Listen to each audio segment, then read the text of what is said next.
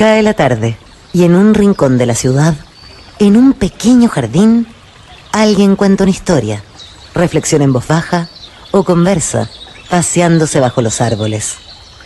Es hora de volver a casa, bajar la velocidad y darle tiempo al tiempo. Christian Warnken nos abre la verja de su jardín para que respiremos aire puro y oxigenemos el espíritu.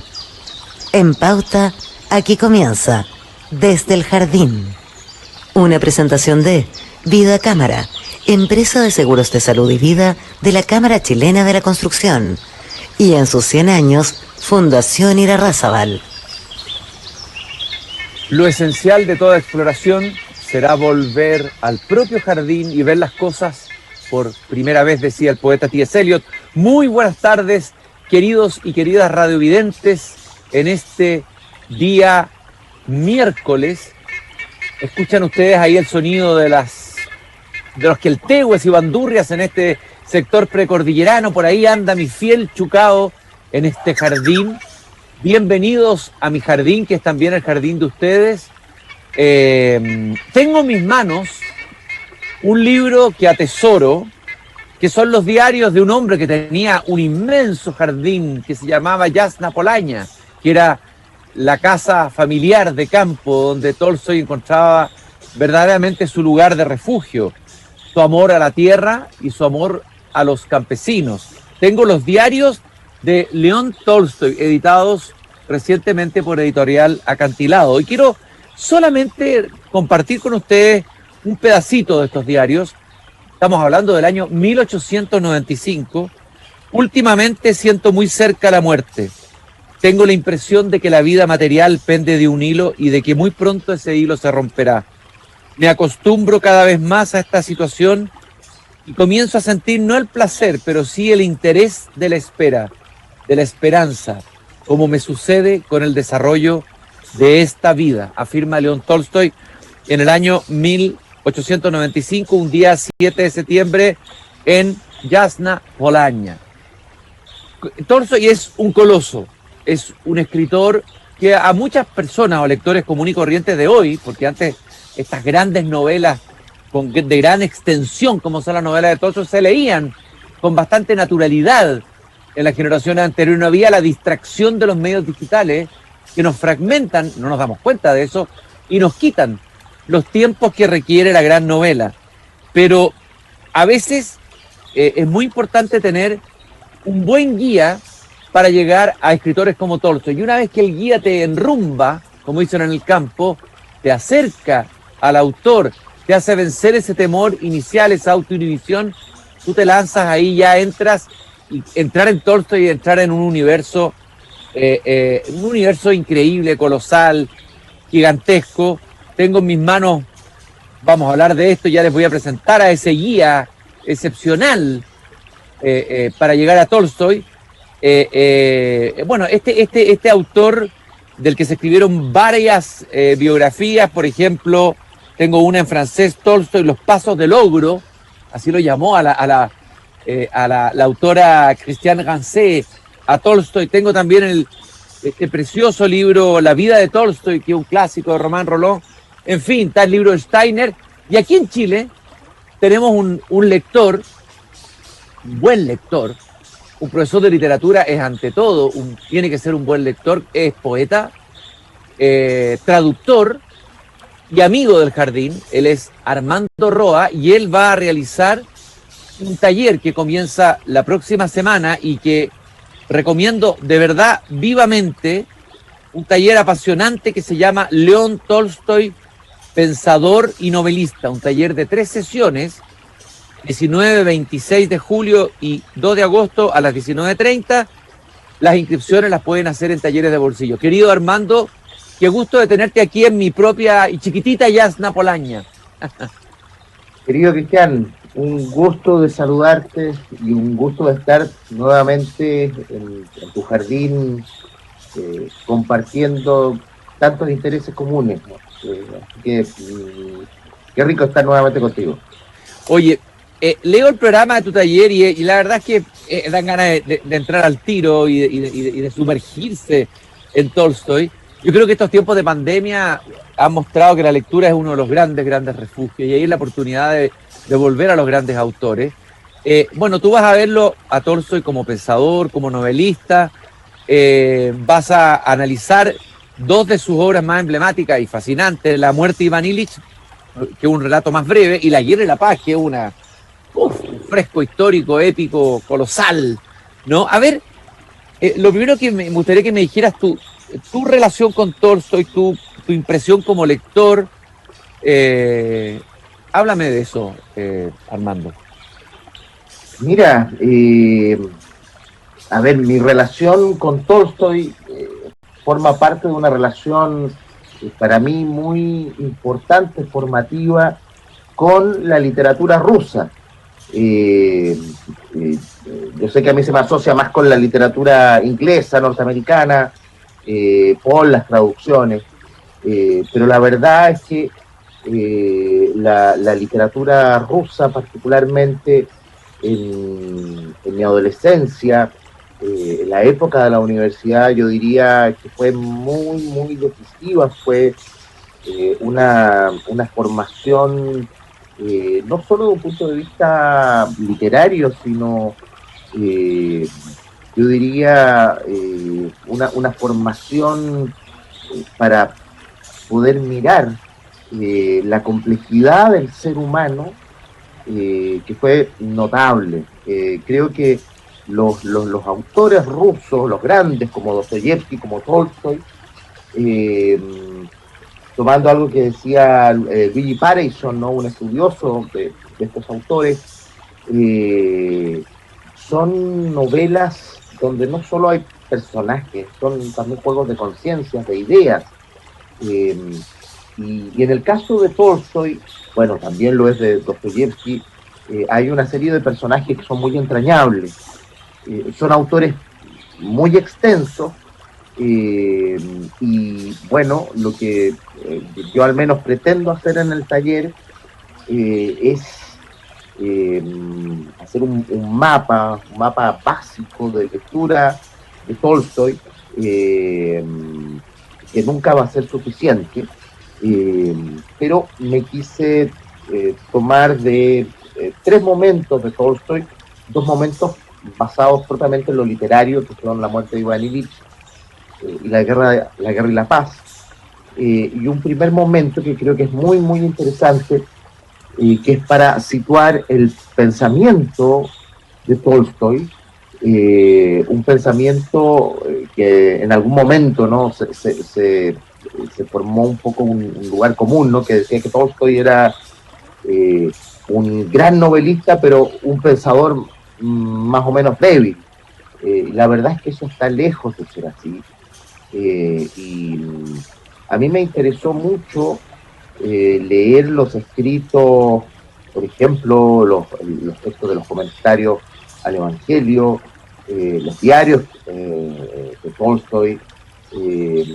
Cuando leí que Wittgenstein, creo que fue la Primera Guerra, estando meditando sobre la posibilidad de suicidarse, tiene un enorme asomo de ilusión, de esperanza y de salvación al leer justamente los comentarios al Evangelio de Tolstoy, y ahí siempre me interesó su pensamiento político, en parte porque el siglo XIX ruso políticamente fue muy interesante, y ahí se gestionan, está a la base, ¿no?, de una serie de pensamientos que nosotros podríamos ubicar hoy día dentro de lo que es el anarquismo. Y bueno, ha sido un tema que a mí también me ha interesado mucho. De hecho, estoy escribiendo un libro sobre el anarquismo, un poco para vindicar el verdadero puesto ético, lo que significa genuinamente el pensamiento anarquista, que no tiene nada que ver con la violencia o con las caricaturas que se hacen muchas veces acá en Chile, Y ahí hay hay propuestas de Tolstoy que son tremendamente interesantes, que van a tener una enorme influencia en Mahatma Gandhi, por ejemplo. Y que Tolstoy también trabaja su propia crisis personal, porque es un hombre que tuvo una crisis muy, muy honda, una crisis que lo llevó también. Armando, hay una historia, voy a preguntarte luego de todas maneras, pero antes si no se me va a olvidar, pero por lo que tú estás diciendo recién, hay un hecho que ocurrió en su vida, y es que una noche tiene que alojarse en un viaje que hace en una casa, lo que me acuerdo, ¿eh? No recuerdo el lugar exactamente, y en la noche se despierta insomne y tiene la conciencia de su finitud, de su propia finitud. Imagínate este coloso, porque hay que pensar que Tolstoy era un personaje mediático, por decirlo así, en la época de su tiempo. Bien. Es decir, era como un Mick Jagger de la literatura. Lo seguían incluso los espías, tengo entendido, los servicios de seguridad se movían detrás de sus pasos. Bien. El zar sabía de Tolstoy, etc. Y él tiene ahí como una crisis de fe impresionante. O sea, en el fondo preguntarse cuál es la vida, cuál es la finitud. Y hay una dimensión ahí muy interesante y que debe tener varias complejidades más allá de las ideas hechas sobre esto, de la relación de Tolstoy con lo religioso, con Dios. No sé si hay algo que te gustaría señalar. Mira, bueno, fue una crisis muy honda, la de Tolstoy, y una crisis no simplemente intelectual, una crisis vital, personal, en un hombre que, como tú bien decías, le llega en un momento de la edad madura, un autor con mucho reconocimiento, ¿no? En vida. Y bueno, la pregunta que asalta a Tolstoy es si efectivamente todo este juego de la vida tiene o no un sentido enfrentado a la muerte, ¿no? Y ahí él se hace la reflexión de que tal vez el único sentido de la vida es que la vida no tiene ningún sentido. Entonces, ¿cómo se puede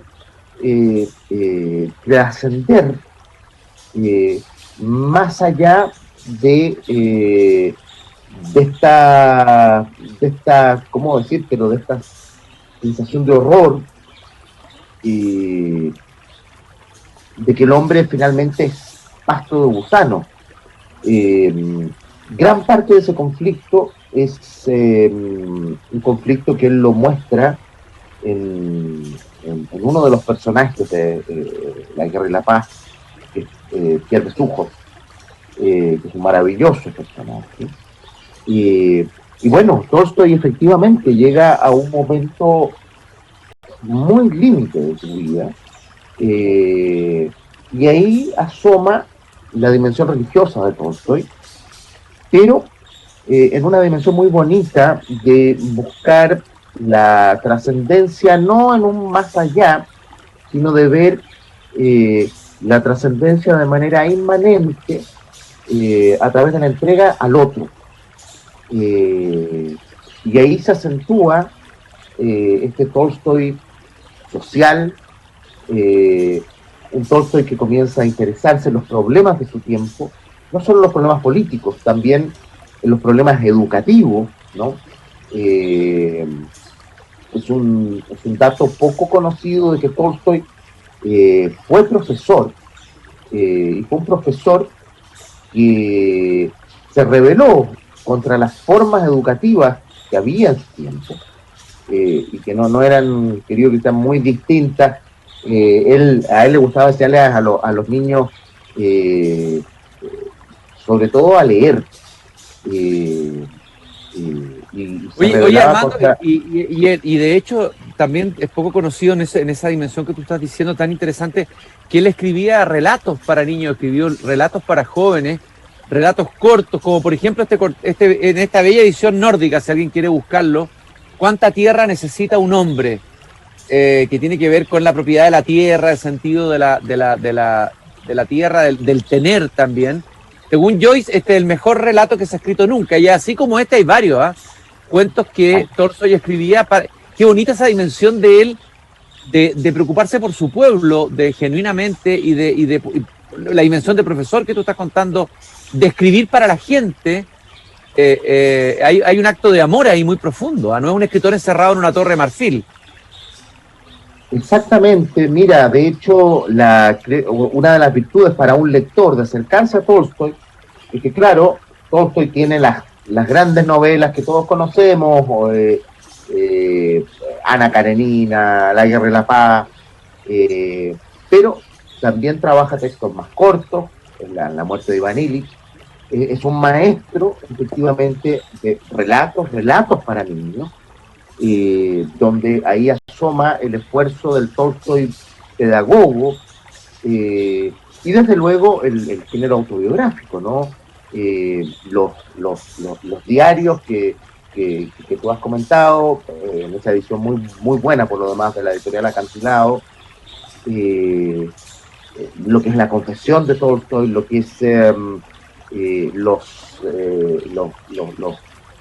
texto que se llama el Evangelio abreviado, es una suerte de paráfrasis, comentario del Evangelio, donde Tolstoy ve las bases de la ética de su tiempo.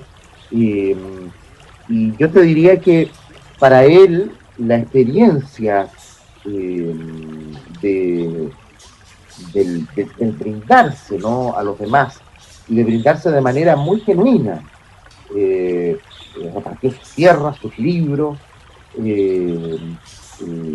eso lo ayudó ciertamente a darle un sentido a esta enorme crisis de sentido, valga la redundancia, y que estuvo a punto de llevarlo a esa crisis, ¿no?, a que Tolstoy tomara una determinación trágica de autoeliminarse, pero ve esta dimensión de trascendencia fundamentalmente en la necesidad de la presencia del otro. Y eso es muy lindo, entonces.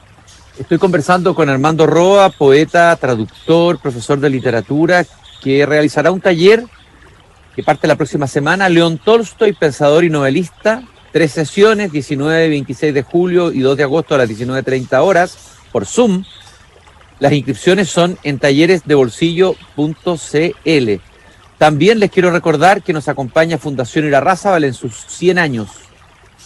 Todos los lunes conversamos con los profesores de Chile.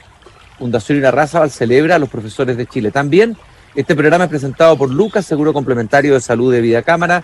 Conoce más en vidacámara.cl. Fíjate que tengo acá un pequeño fragmento del diario a propósito de la relación con Dios de Tolstoy, que dice: no hay un solo creyente que no haya tenido momentos de duda sobre la existencia de Dios, pero estas dudas no son nocivas, al contrario, conducen a una concepción más elevada de Dios. El Dios que conocías se volvió un hábito y has dejado de creer en Él. Solo crees plenamente en Dios cuando de nuevo Él se te revela. Y Él se te revela bajo un nuevo aspecto cuando lo buscas con toda su alma. Este es un Tolstoy que parecía que no creía, que era no creyente, pero buscaba desesperadamente a Dios. Alguien decía, era tan coloso, él era ya un dios, que no había espacio para 2 dioses en Rusia. Por eso trató de expulsarlo, pero no pudo. León Tolstoy. Te quiero preguntar, Armando, porque lo dejamos hacia al pasar, la dimensión del anarquismo, porque el anarquismo o la corriente filosófica y política anárquica tiene muchas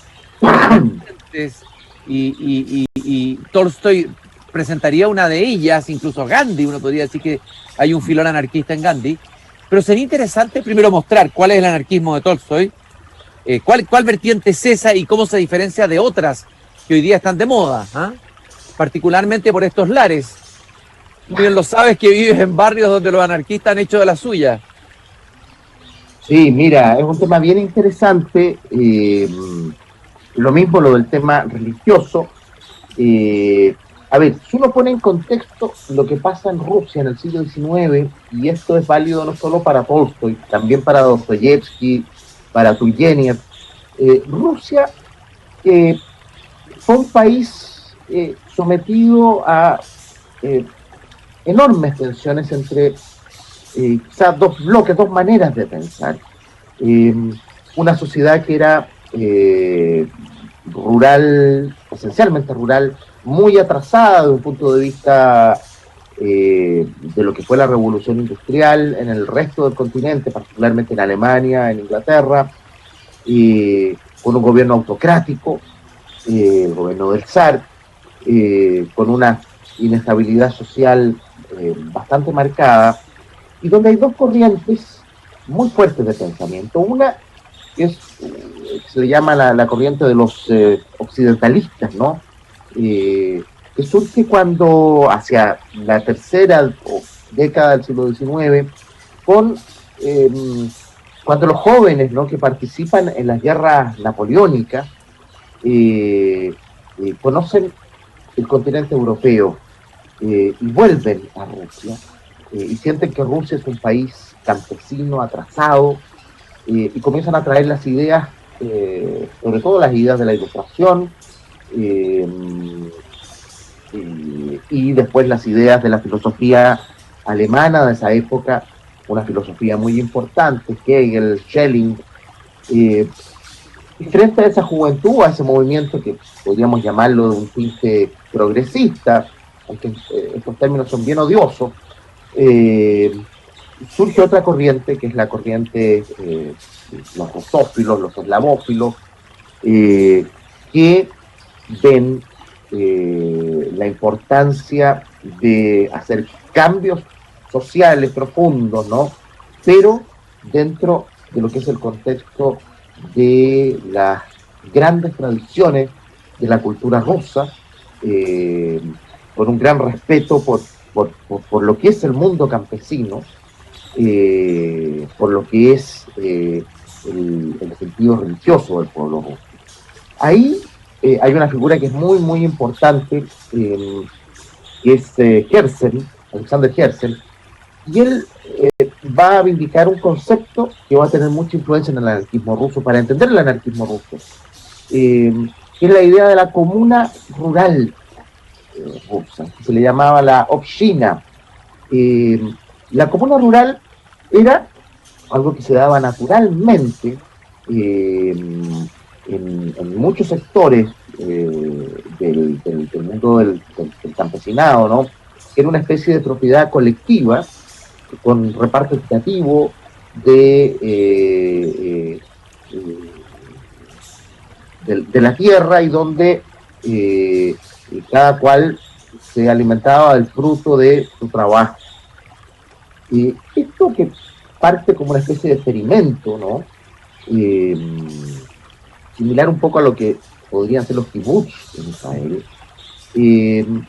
va a comenzar a alimentar una estructura de pensamiento que va a ser muy, muy refractaria a lo que podríamos llamar el autocratismo, el poder del Estado, el poder de las instituciones, que ven en las instituciones fundamentalmente herramientas o instrumentos que corrompen al ser humano. Oye, ahí te iba a detener un segundo, dos cosas, Armando, perdona, disculpa, que está muy interesante esto. Vamos a tener que hacer un programa especial sobre Herzen, ¿eh?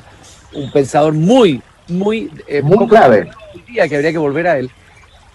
Dos cosas, fíjate que es curioso, porque escuchándote, esta desconfianza del anarquismo, de este tipo de anarquismo, de esta vertiente ante el Estado, uno ve cuántas líneas de encuentro hay con el liberalismo del anarquismo, incluso diría con el liberalismo extremo.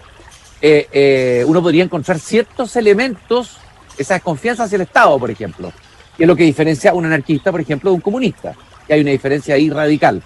Eso es lo primero. Y lo otro que se me ocurre a partir de lo que estás diciendo, de estas comunidades, estos como kibbutz que dijiste tú, pero ruso, es que en Chile se armó una academia tolstoyana de escritores que se fueron a vivir al campo tratando de replicar estas ideas de Tolstoy, pero fracasaron porque al final parece que uno nomás quería trabajar la tierra y los otros se dedicaban todo el día a leer nomás o a escribir, ¿eh?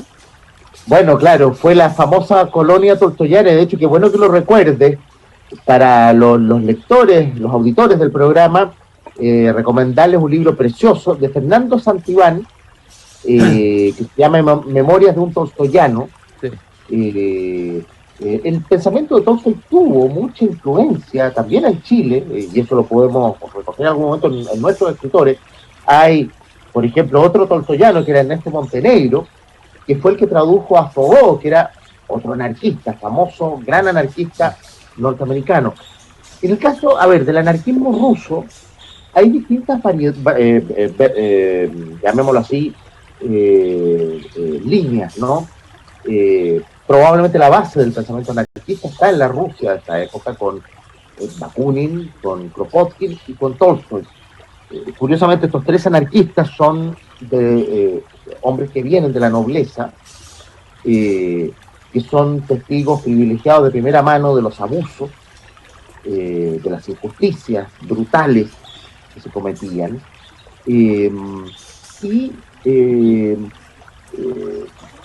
tres figuras que miran con mucho recelo las instituciones.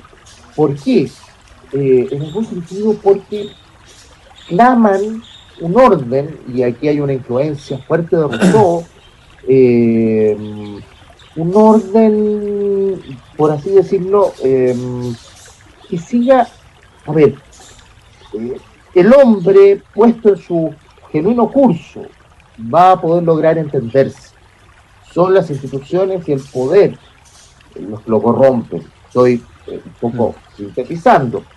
Kropotkin, por ejemplo, que va a admirar mucho a Tolstoy, y a su vez Tolstoy a Kropotkin, va a criticar a Darwin. Darwin hablaba de que la naturaleza, la ley que rige es la ley de la selección natural, ¿no? La sobrevivencia del más fuerte. Kropotkin dice que no, que la naturaleza, Kropotkin fue geógrafo, fue científico, lo que tiende a primar es lo que él llama la ayuda mutua. O sea, no solo en la naturaleza se da una tendencia despiadada a la competencia, él muestra cómo también se da una tendencia natural del hombre a la cooperación.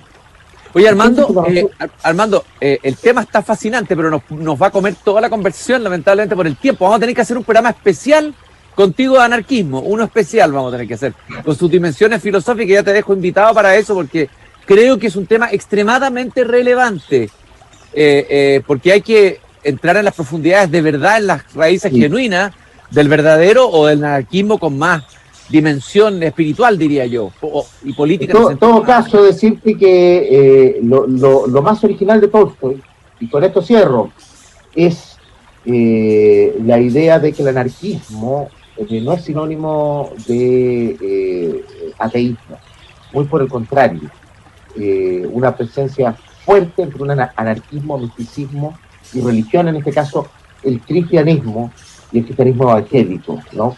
Y eso es muy bonito como hace esa conjugación. Y mira, qué contradicción con aquellos anarquistas, a lo mejor jóvenes, ingenuos algunos, y sobreideologizados hoy día, o intoxicados por malas versiones del anarquismo, van y los mandan a quemar iglesias, creyendo que ese es el acto anarquista por esencia. Qué contradicción más grande con todo lo que estás diciendo. Armando, quiero detenerme brevemente, porque nos quedan pocos minutos, a ver, en ese libro colosal, pero que hay que tomarse un verano, yo creo, entero para leerlo, que es La guerra y la paz. Yo soy un gran lector de Ana Karenina, es un libro que a mí me fascina, lo he leído varias veces, La guerra y la paz también lo leí, pero necesito hacer una relectura ahora.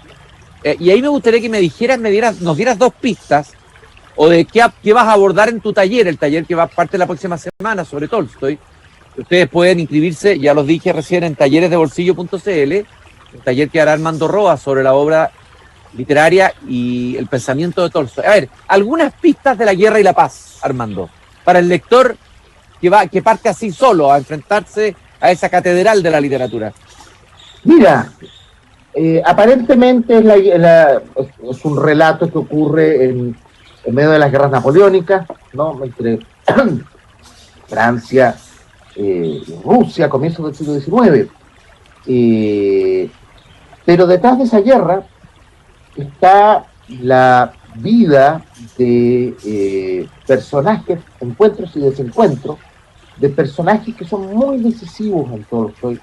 Y yo me atrevería a decir que es el libro más autobiográfico de Tolstoy. Creo que parte de la vida de Tolstoy y de la crisis a la cual tú hacías mención ocurre a través de dos personajes que son Andrei Bolkonsky y Pierre Besukhov, que son dos grandes amigos dentro de esta obra. Y yo tengo la sensación de que esos dos grandes amigos, que se ven enfrentados a vicisitudes distintas, son dos grandes momentos de Tolstoy. El Tolstoy anterior a su gran crisis de sentido y el Tolstoy posterior. Creo que es la obra, lo que vamos a indagar es justamente cómo Tolstoy rompe el sinsentido y dónde encuentra las verdaderas respuestas a la vida. Creo que ahí, en ese libro, es donde está expresado de manera más magistral, ¿no? A través, como te digo, de estos dos personajes que reflejan dos grandes maneras de entender el mundo. Andrei Bolkonsky, probablemente una manera de entender el mundo que es hija de la ilustración, que es hija de la razón, y Pierre Besukhov, una manera de entender la vida más intuitiva, más fundada en el amor por lo simple y en el descubrimiento del otro. Esa es una síntesis muy, muy apretada que te podría decir. O sea, la trama por fuera es, claro, una enorme guerra, pero creo yo que es una parábola de la guerra interna, de la gran guerra, una guerra que Tolstoy, que era un monstruo, su guerra interna tenía que ser enorme, ¿no? Creo que ahí se refleja. Creo que hay momentos muy lindos, además, referentes al tema del amor, la relación entre Andrei Bolkonsky y Natasha Rostovna, que son muy, muy bellas también, ¿no? Donde están los sentidos más profundos y trascendentes, creo yo, de Tolstoy. Eso es lo que te podría decir de la Guerra de la Paz. Armando Roa Vial, Desde el Jardín, la próxima semana, un taller sobre este coloso, este animal en el sentido literario que fue León Tolstoy. El ogro, lo llamó Christian Rancé. Christian Rancé dice así al comenzar su libro sobre Tolstoy: todas las criaturas lo habitaban.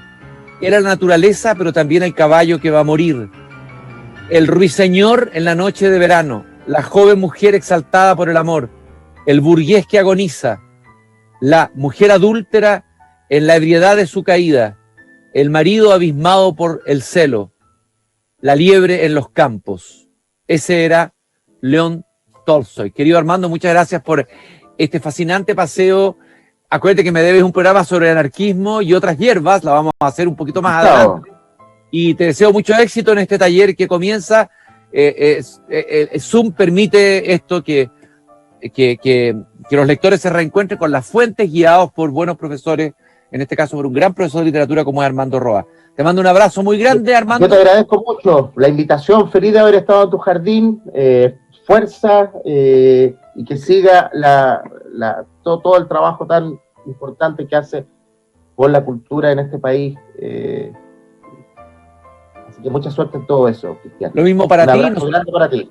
Cerramos la verja de nuestro jardín, queridos y queridas radiovidentes de Temuco, Antofagasta, Viña del Mar, Valparaíso, los que nos escuchan también en Spotify, ahí también se puede escuchar desde jardín, los que nos ven en YouTube, saludos a todos ustedes y nos encontramos nuevamente mañana viernes aquí en Desde el Jardín.